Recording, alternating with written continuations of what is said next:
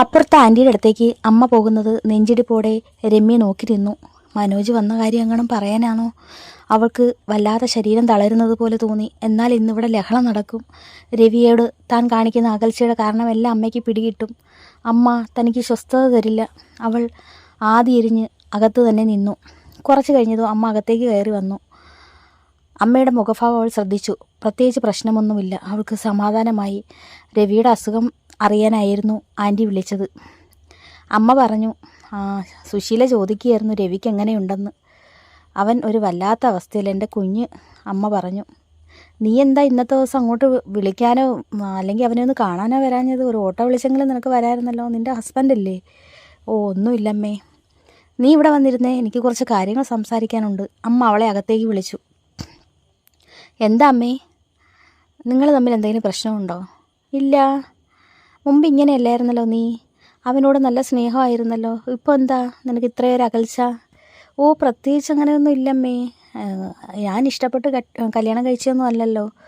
അപ്പോൾ പിന്നെ ഇങ്ങനെയൊക്കെ പ്രതീക്ഷിച്ചാൽ മതി. അവളുടെ സംസാരം അമ്മയ്ക്ക് ദേഷ്യം വന്നു. ഇഷ്ടപ്പെടാഞ്ഞിട്ടാണോ ഒരു കുഞ്ഞുണ്ടായത്? സാഹചര്യങ്ങളൊക്കെ അങ്ങനെ ആകുമ്പം ഇങ്ങനെയൊക്കെ ആവും. അവൾ ഒഴിഞ്ഞു മാറിയുള്ള സംസാരം സംസാരിച്ചു. അമ്മയ്ക്ക് ദേഷ്യം വന്ന് അമ്മ അവിടെ നിന്ന് എഴുന്നേറ്റ് പോയി. അമ്മ അത്യാവശ്യം ചെറിയ ചെറിയ ജോലികളൊക്കെ ചെയ്തു. ഹോസ്പിറ്റലിലേക്ക് വൈകിട്ട് പോകണം. അങ്ങനെ പെട്ടെന്ന് തുണിയും കുറേ കഴുകിയിട്ട് രവിക്ക് പൊടിയരിക്കഞ്ഞി റെഡിയാക്കി. അവന് ചെറിയ ചെറിയ ലഘുവായിട്ടുള്ള ആഹാരങ്ങളൊക്കെ കഴിക്കാം. അങ്ങനെ പൊടിയരിക്കഞ്ഞിയൊക്കെ റെഡിയാക്കി അവന് മാറിയിടാനുള്ള ഡ്രസ്സും സാധനങ്ങളൊക്കെ ആയിട്ട് അമ്മ പുറപ്പെട്ടു. നീ വരുന്നില്ലേ? എനിക്ക് വയ്യമ്മേ, നാളെ ഞാൻ എന്തായാലും രാവിലെ അങ്ങ് എത്താം, അവൾ പറഞ്ഞു. അങ്ങനെ അമ്മ ഹോസ്പിറ്റലിലേക്ക് പുറപ്പെട്ടു.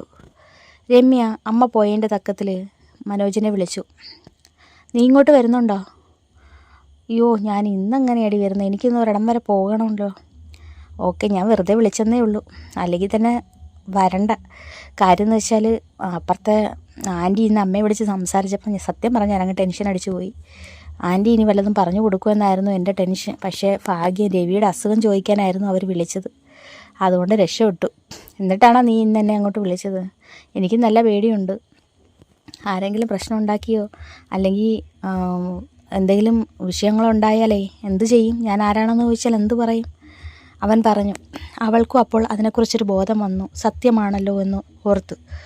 അങ്ങനെ ഫോണിൽ കുറേ നേരം സംസാരിച്ച് രമ്യയ്ക്ക് അമ്മ ഹോസ്പിറ്റലിൽ പോകുന്നതും രവി കിടക്കുന്നതും ഒക്കെ അവളൊരാഘോഷമാക്കി എടുക്കുകയായിരുന്നു. അങ്ങനെ അമ്മ ഹോസ്പിറ്റലിൽ ചെന്നിട്ട് രമ്യയെ വിളിച്ചു. നീ രവിയോട് സംസാരിക്കുന്നുണ്ടോ? രവി നിന്നെ തിരക്കിയതൊന്നുമില്ല. എന്താ കാര്യമെന്നറിയാമേ, നീ വരാഞ്ഞത് കൊണ്ടായിരിക്കാം. നീ എന്തെങ്കിലും സംസാരിക്കാം അവനോട്, ഞാൻ ഫോൺ കൊടുക്കാം. അവൾ പറഞ്ഞു, ഇപ്പോൾ വേണ്ടമ്മേ, ഞാൻ പിന്നെ വിളിച്ചോളാം, നീ സംസാരിക്ക്. അമ്മ ഫോണുമായി രവിയുടെ അടുത്തേക്ക് ചെന്നു. രമ്യ, അവൻ തലയാട്ടി വേണ്ടെന്ന്.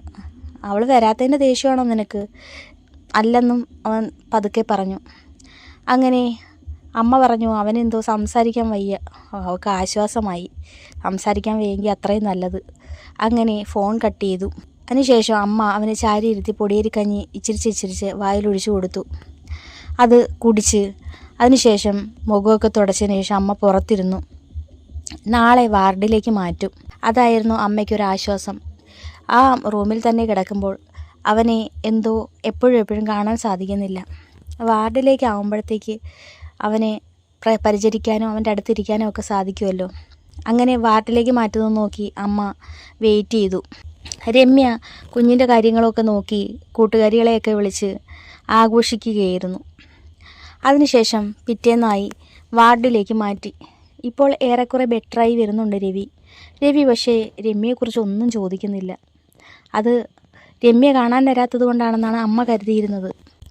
വാർഡിലേക്ക് മാറ്റി ഏറെക്കുറെ അവൻ സുഖം പ്രാപിച്ചു വരുന്നു. ഓപ്പറേഷൻ 1 മാസം കഴിഞ്ഞ് എന്തായാലും നടത്തണം. ഉടനെയൊന്നും നടക്കാനും സാധിക്കില്ല. വാക്കറിൽ പിടിച്ചിട്ടാണ് പതുക്കെ നടക്കുന്നത്. അങ്ങനെ 2 ദിവസം കൂടി കഴിഞ്ഞാൽ വീട്ടിലേക്ക് കൊണ്ടുപോകാമെന്ന് ഡോക്ടർ പറഞ്ഞു. അവർക്ക് ഇതിൽ പരം സന്തോഷം വേറെയില്ല. ഓഹ് ഭാഗ്യം, വീട്ടിലേക്ക് കൊണ്ടുവന്നാൽ എൻ്റെ കുഞ്ഞിന് മനസ്സിലെ ആ ടെൻഷനും ബുദ്ധിമുട്ടും ഒക്കെ മാറും. ഹോസ്പിറ്റലിൽ കിടക്കുന്നതിൻ്റെ വീർപ്പ് മുട്ടലാണ് അവനീ കാണിക്കുന്നത്. അവന് സംസാരമില്ല, ചിരിയില്ല. എങ്ങനെ നടന്നിരുന്ന ചെറുക്കനാണ്, എപ്പോഴും മുഖത്ത് ചിരി കാണും. അപ്പോൾ ഈ വയ്യായിക കൊണ്ടായിരിക്കും അവൻ്റെ മുഖം വല്ലാതിരിക്കുന്നത്. അമ്മ സ്വയം ആശ്വസിച്ചു. അങ്ങനെ വാർഡിലേക്ക് മാറ്റി 2 ദിവസം കഴിഞ്ഞ് രവി വീട്ടിലേക്ക് പോകാനുള്ള പുറപ്പാടിലായിരുന്നു. അമ്മ ഏറെക്കുറെ എല്ലാം പാക്കൊക്കെ ചെയ്തു വെച്ചു.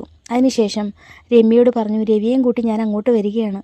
രമ്യയ്ക്ക് അത് കേട്ടതും സത്യത്തിൽ നല്ല ദേഷ്യം വന്നു. ഇനി എനിക്കാണ് മെനക്കേട്. ഇനി അങ്ങേറെ കാര്യങ്ങളെല്ലാം ഞാൻ നോക്കണമല്ലോ. എന്നെ കൊണ്ടൊന്നും വയ്യ, അമ്മ അടന്ന് ചെയ്യട്ടെ. അവൾ ഒന്നും മിണ്ടിയില്ല. അങ്ങനെ അമ്മ കാർ വിളിച്ച് രവിയെയും കൊണ്ട് വീട്ടിലേക്ക് പുറപ്പെട്ടു.